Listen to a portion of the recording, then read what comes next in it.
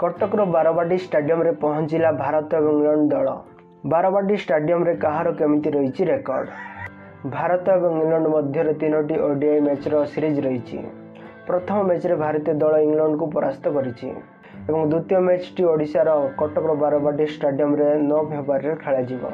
एही स्टाडियम रे आज पर्यंत ओडीआई मैच 21 टी खेला जायछि, सेथि मध्य 19 टी हेई पारिछि।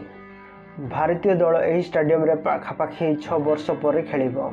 एही स्टाडियम रे आज पर्यंत 21 टी ओडीआई मैच खेला जायछि, सेथि मध्य 19 टी मैच हेइछि एवं 2 टी बातिल हेइछि।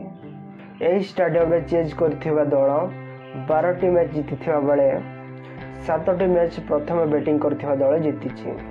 भारतीय दल एही स्टाडियम रे 19 टी मैच खेली 13 टी जीतिथिबा बेले 4 टी मैच हारिछि एवं 2 टी मैच बातिल हेइछि।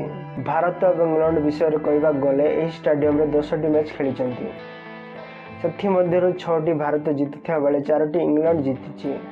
एही स्टाडियम रे शेष ओडीआई मैच भारत और इंग्लैंड मध्य 2017 रे खेला जायथिला। सेही मैच रे भारतीय दल 15 रन रे विजय हासिल करथिला एवं एही स्टाडियम रे सबठारु हाई स्कोर करथिबा रेकर्ड मध्य भारत नारे अछि। सेही मैच 2017 रे खेला जायथिला। एवं आपण मानको एक प्रश्न, कटकर बारवाटी स्टाडियम रे प्रथम ओडीआई मैच केबे खेला जायथिला कमेंट सेक्शन रे कमेंट करंतु।